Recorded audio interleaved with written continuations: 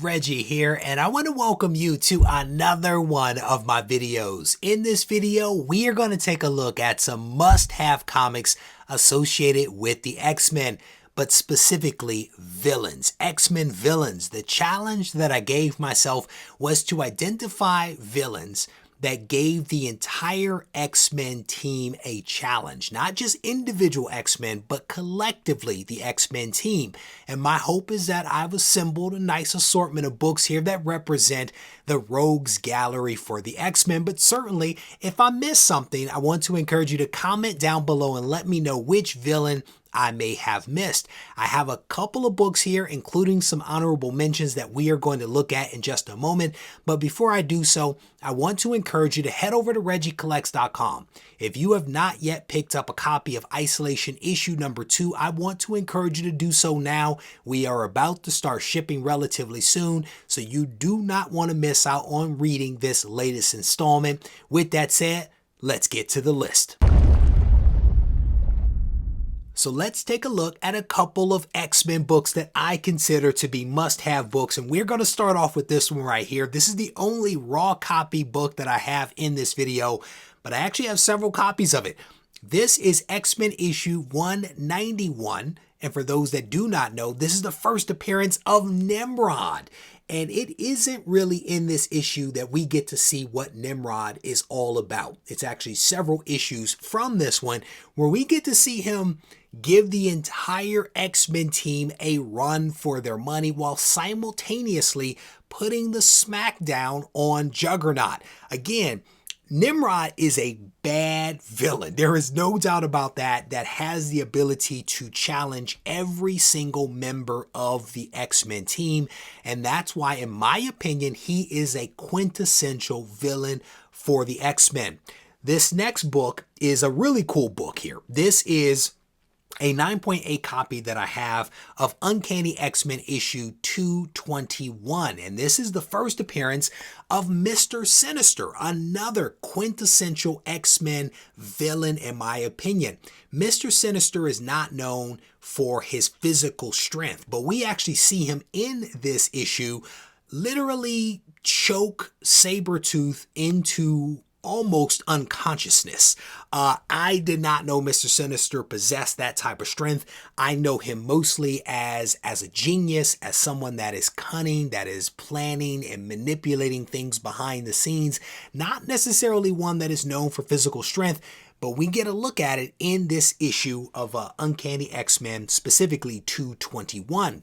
Speaking of quintessential villains and also someone that's a master manipulator, but also has some amazing powers, this guy right here has to be mentioned.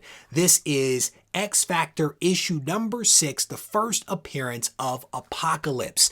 And Apocalypse started out as an X-Factor villain. He was supposed to be like the Magneto version, if you will, for the X-Factor team, but has migrated over time to become, in my opinion, a villain for the X-Men team.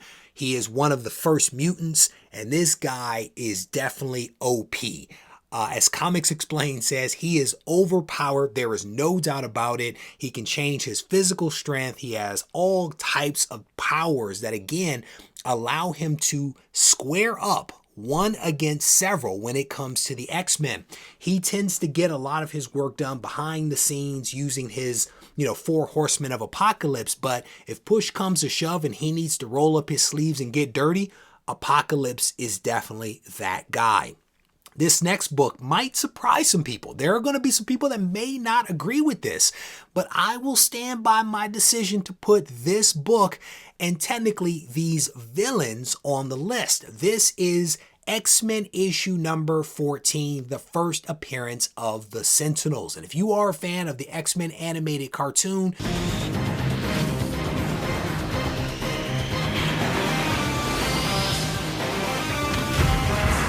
you know all about the Sentinels. They had their first appearance right here in this book. This is a 7.5. I think I sent this in raw and had it graded. A fantastic book. The Sentinels have the ability to morph, change, evolve. Over time, they've gotten bigger and bigger versus where they started, and they, as a collective group, do provide the X-Men with a fantastic challenge. I technically could have included in here Master Molds, but I do not have issue 15 where he makes his first appearance, but this one, I think, fits the bill. So X-Men issue number 14, gorgeous red cover. Absolutely love that one. This next one is a book that has to be on the list. This is the number one villain in my mind when it comes to the X-Men because of his power set, but also because of the relationships that he has with many of the X-Men, including Professor Charles Xavier.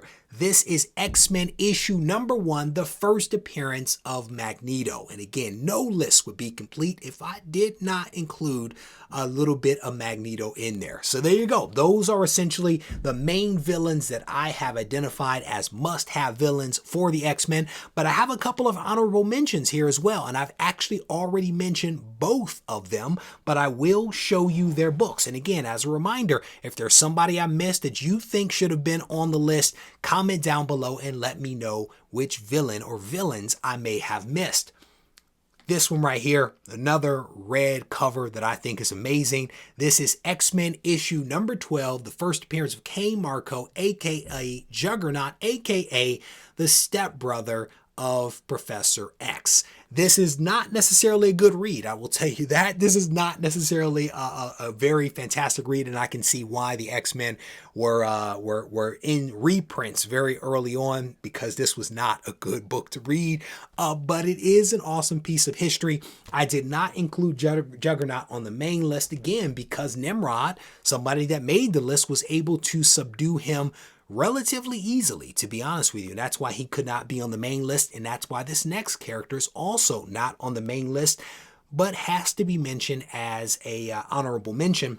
This is Iron Fist issue number 14, the first appearance of Sabretooth. And over time, Sabretooth has become, I think, a great villain for Wolverine.